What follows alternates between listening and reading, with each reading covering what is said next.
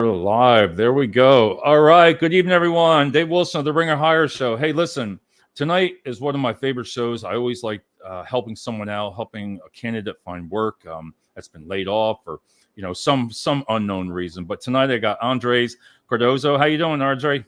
Doing great, Dave. Joliet, Indianapolis? Joliet, Illinois. Yep, Joliet. Joliet. All right, Illinois. Illinois. All right, we're going to be right back after this video. We're going to do a live interview, and we'll be right back.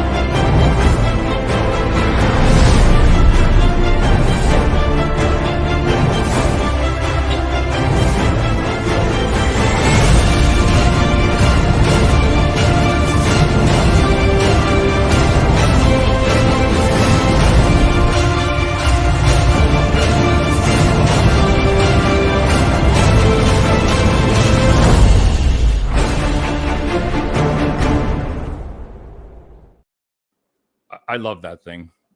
Man, was that a preview for the next Gladiator movie?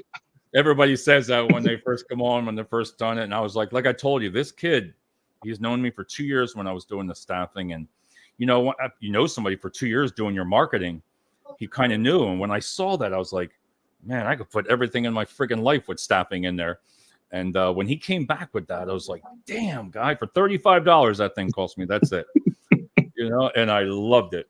But you know what, Andre, thanks for coming on tonight. A lot of people are. Thank you. I appreciate it. Yeah, to do a live interview. You're like, oh, it's not that bad. But, like I said, you're Joliet, Illinois. That's where you're looking. So I want to take this time, introduce yourself, again, where you're from, what type of work, what kind of job, everything are you looking for? Well, I'm originally from the East Coast, from Connecticut. And I've kind of lived coast to coast. I've lived in Southern California, which is where my leadership occupation started in Southern California, right, in staffing. And then I kind of started moving my way towards your neck of the woods in Pennsylvania, right, towards back the East Coast. And then from there, just kind of regional, moved around, things of that nature. And now I'm in Joliet, Illinois. Illinois, I love it. Yeah. So yeah. People don't know we've worked together before years ago. I can say Staffmart's a great company. We both worked there, and it's kind of nice. I told him tonight, I said, we see each other after all these years, but it's also great to network. So, you always stay in touch.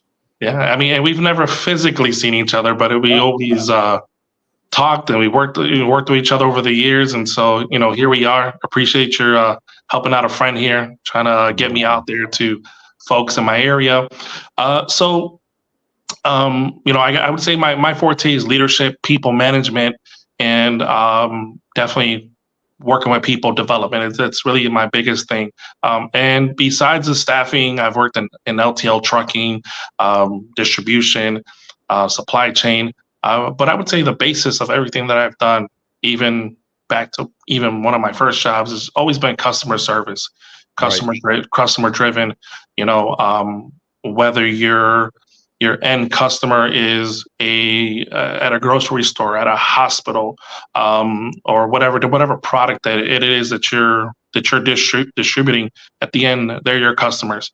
And to try to get, your staff or your individuals your employees to convey that pride and that importance behind the product that we're handling for our end user, our end customer. So that's really something that I've always driven. And then, continuous improvement has always been a big thing for me. Yep.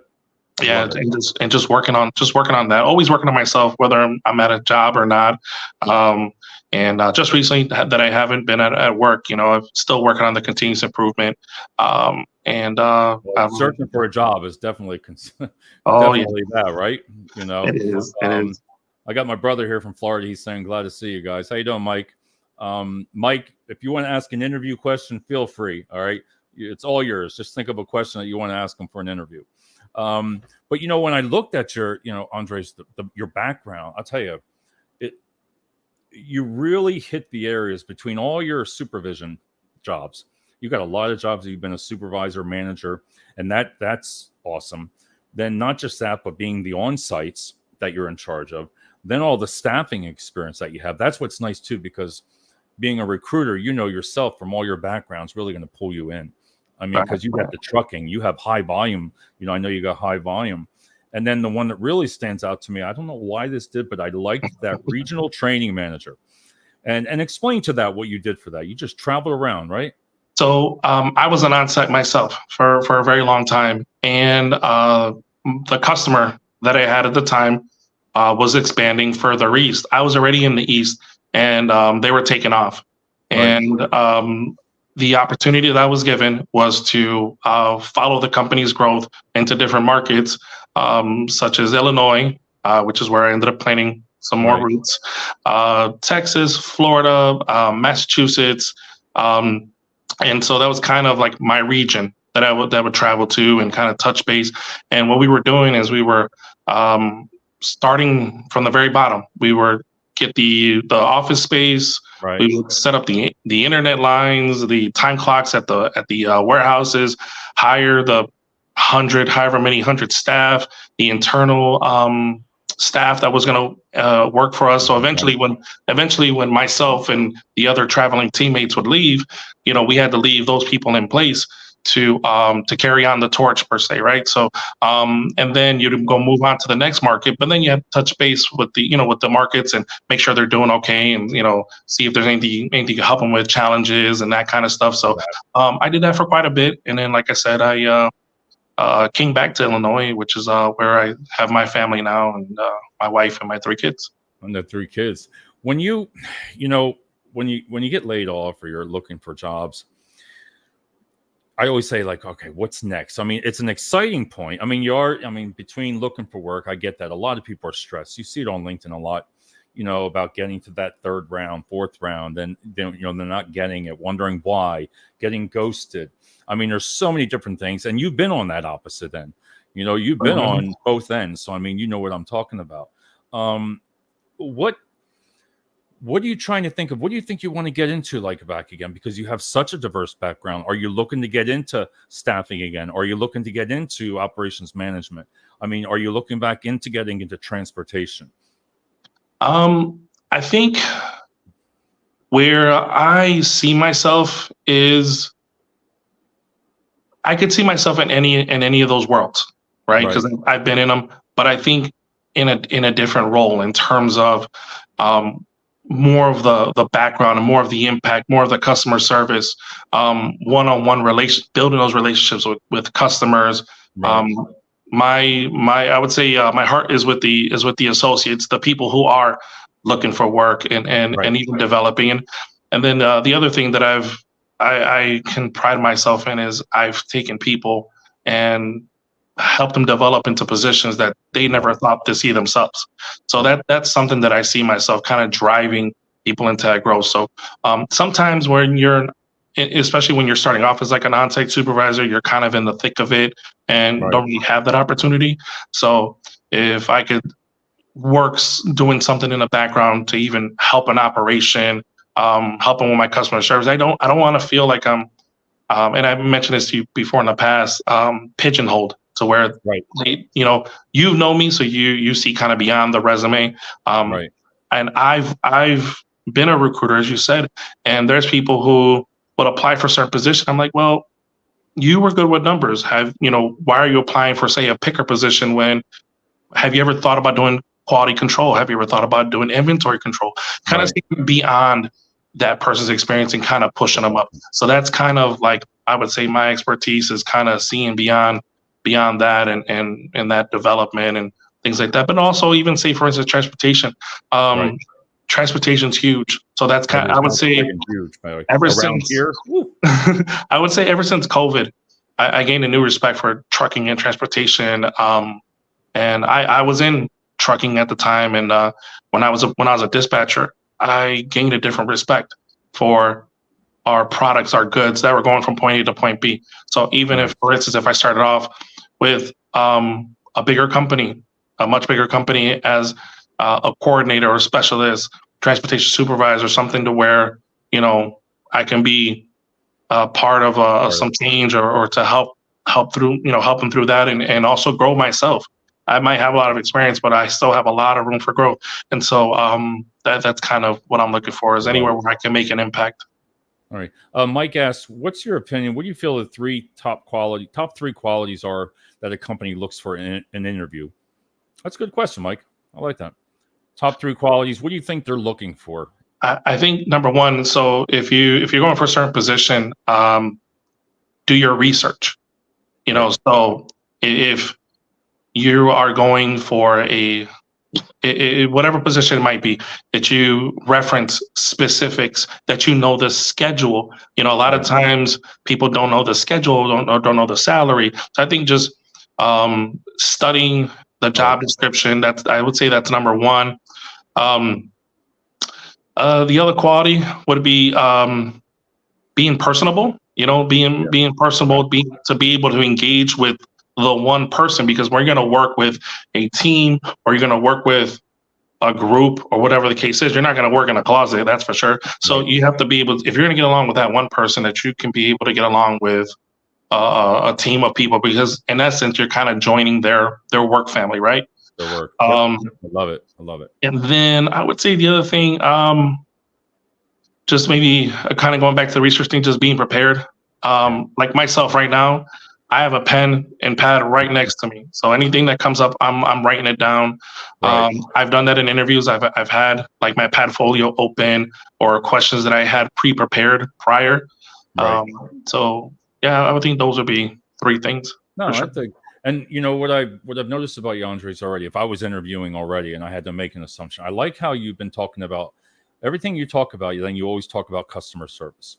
So that tells me right there that maybe you don't realize it, but that's what you're talking about a lot in the jobs that you've done it. So to me, that's a person that's going to care about the people and look out. So I really like that. And this is why, you know, me on the part of videos, that versus just looking at that resume, that you can't get this one-on-one, you know, and one-on-one, and somebody see the way you talk, to somebody articulate, you know, something like that. Because a lot of the times when you're just doing the phone interviews and you're just doing all this, it doesn't really do its service. That's just my opinion. If I had to change things, I'd make sure I did everybody on video, regardless. It's video, and then face-to-face. You know, you got to have that. I wanted to ask you, when you're looking at job titles, there's so many. What type of a job title, when you're going through your Indeed, when you're going through your LinkedIn, what kind of job titles are you looking for, and in what areas? I know we said Joliet, but there's other areas that you would want to work. Okay, so kind of working backwards. The area I live in, the county I live in, is called Will County. Pretty big. I also border DuPage County, and which specifically would be like Naperville, Batavia, Aurora, which are all like south suburbs of Chicago. Bolingbrook, Romeoville, Shanahan, Joliet, of course. Those are all kind of in my surrounding area. There's another area that's kind of industrial, like with warehouses, called Minooka, Illinois, not too far from me. And as far as titles goes, what's jumped out at me more recently is like you know, operations supervisor, which is what I was more accustomed to in the last two roles that I was in. Like I said, have you thought about performance management? I haven't. Yeah, I mean, that's a strong one. I really believe that you have with your background. That's something I would look at, everything on you here, because you've done it and you've talked about evolving people. You've talked about training, that you have your background. That's another position. Yeah, and that's why I was even kind of, I don't want to say taking a step back, but even like looking at like talent acquisition and or senior operations supervisors, transportation coordinator, transportation supervisor, logistics coordinators, that kind of, those things of that nature. That's awesome. I love it. And I got to take you back to the talent acquisition. I know we both did high volume, and I've never gotten out of it in my life. I think I get out of it, and then I end up right back in it again. Here we go again, Dave. I swear to God, that's why I got no hair since the last time I saw you. High volume recruiting, man. If you don't have that I don't know, my adrenaline when it comes to that. If you don't have that and you're not pumped, you're never going to succeed. That's why I always used to say, God, when Amazon goes into, I've never worked at Amazon, but they're a great company, and you see so many people, and they do high volume. You're talking thousands and thousands of employees at a site. Amazing. And I guess when I said take a step back, I think I meant more towards, like, say, a bigger company like Amazon or Target, all the things like that, because they're just operating at a whole nother level. And they evolved. They all have evolved really a lot on those roles that you get at those places now. Let me tell you, are top notch in logistics. I was at Home Depot Logistics, and that's where I'm going to say I really learned my first what logistic really was. I mean, Home Depot, that stuff had to be out seasons, and it had to be out those stores. And if it was late, I mean, you couldn't be late. That's just the way it was. And I always wonder why, but that was a strict regime, man, getting the stuff in the door and out the door on time. Right. And that was a big thing of it. I do read on here bilingual is a plus. You're bilingual, right? Yes, sir. That is outstanding. I'll tell you what. If I had that skill set, I think I could add more to myself on there. Ever since COVID, we heard this work-life balance and culture and everything like that. What's work-life balance mean to you? To Andre, what does it mean? I think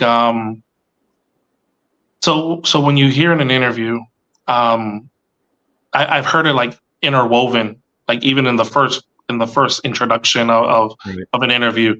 And to me, I just feel like nowadays there's maybe more of an appreciation for a life outside of work. I mean, I think a lot of us, we're not old, Dave. Right. No, that's good. That's good. I like that. But here, I think the work, like all I saw growing up was a work ethic from, I was raised by a single mom. All I saw was work.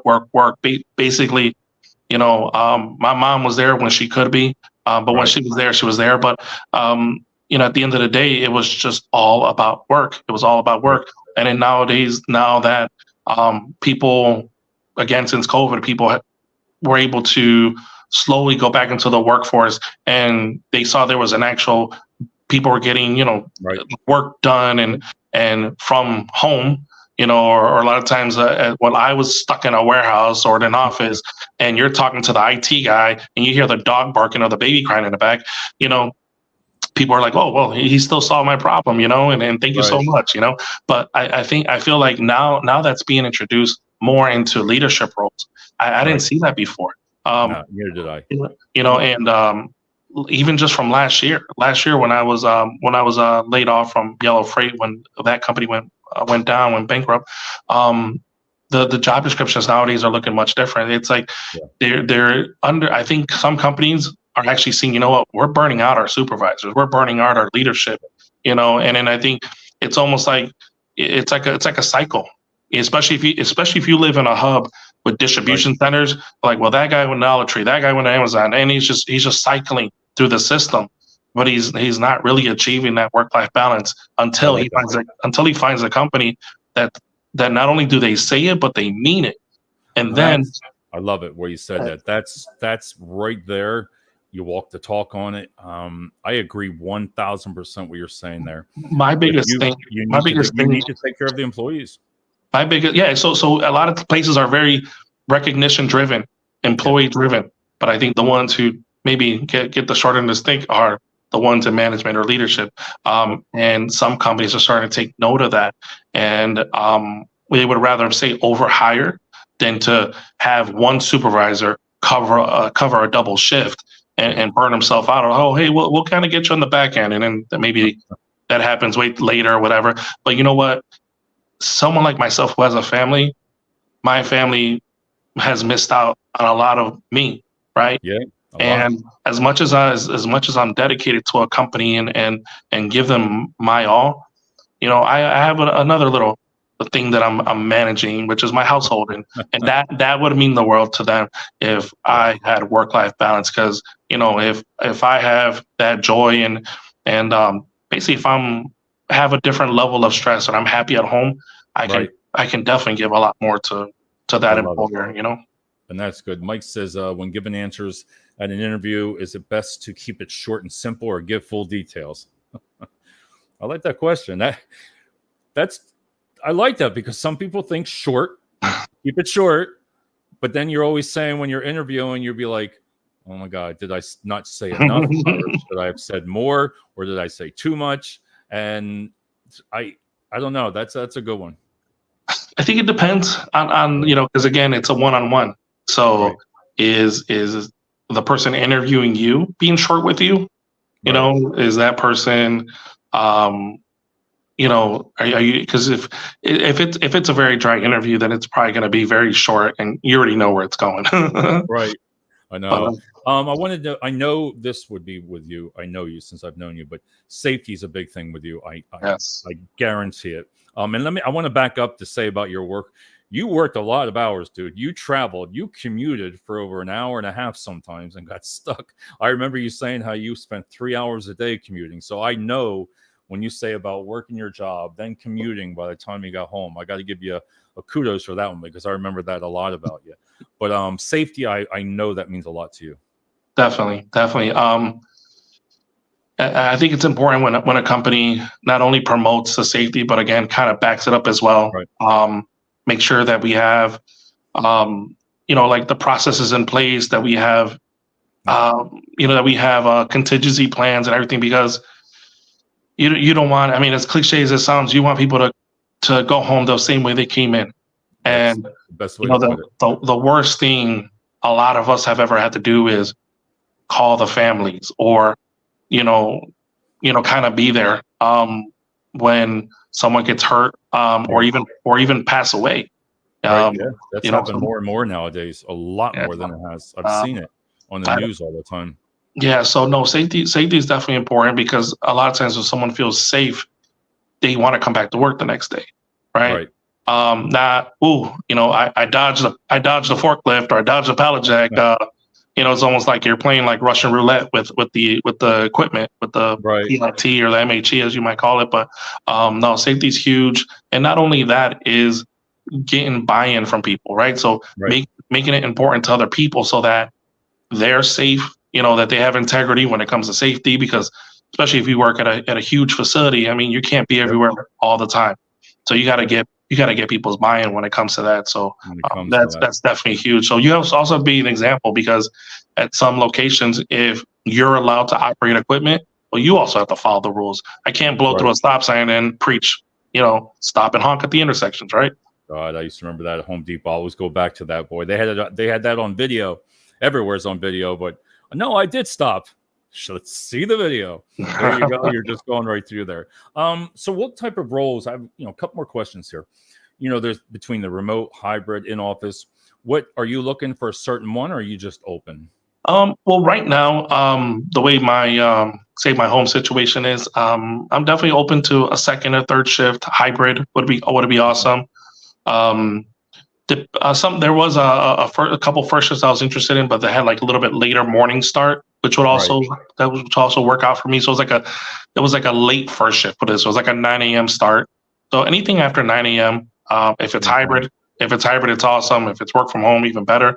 But yeah, I do like the thought of a role that could be hybrid. Would be great. I always like to ask this question: if I had your friends and family and everything in here with me, and you're outside, what would they say about you? What would they tell me? Like if I said, "Hey, tell me about Andre. What about him?" What do you think they would say? Ooh, good question. I know, right? The good family, the good part of the family. No, I would say, I'd say probably the first thing I'd say, I'm a good guy. Honest. I care. That's like probably my biggest quality, is that I care. Right. And maybe to an extent a little too much, because again, that's what maybe led to some of those long hours. But when it comes to that, I knew that I was doing something for a reason, or getting someone through something, whether it be they needed help logging into something, or help with a simple question. And I think a lot of people get dismissed when it comes to like simple things, and here I come to help them out. No, I love it. If how important, I would say, I love asking this question about leadership. Well, let me back it up. What type of leader, and what do you see yourself as a leader? What type of manager are you, and what do you believe in when you talk with people? You know what I mean? Like, No, for sure. I'm definitely a people person, a people's leader, you know. right, Um, and definitely an active listener. nice, Definitely an active listener. And I like to follow through on whatever conversation we have. And I think that's very important. That maybe most leaders don't have. Well, I say, well, first of all, most managers and supervisors aren't leaders, it's hard. Yep. right? No, So it's true. I agree.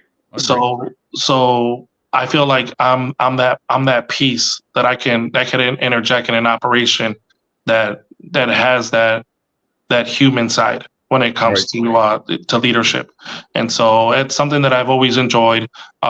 Takes a lot out of you at times, but it's also rewarding because again, people don't forget that impact that you made on them. And Right. then again, to me, I feel like that's very rewarding when years later you might bump into somebody who's like, man, just from that one talk we had, man, you pushed me to become a supervisor. And I'm like, man, all we did was walk around the warehouse for a couple, like 20, 30 minutes. He says, yeah, but They Jesus, they but that remember.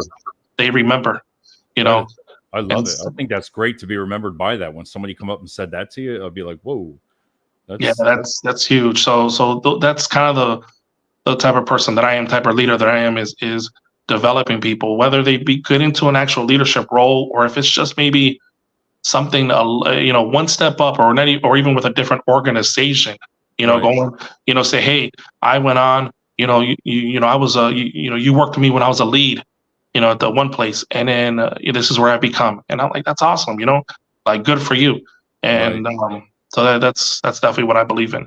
I love it. James Betty says, good show. Thanks, James. Appreciate that. One more question, man. You made that 30-minute live interview. I love it. You made it through all smooth.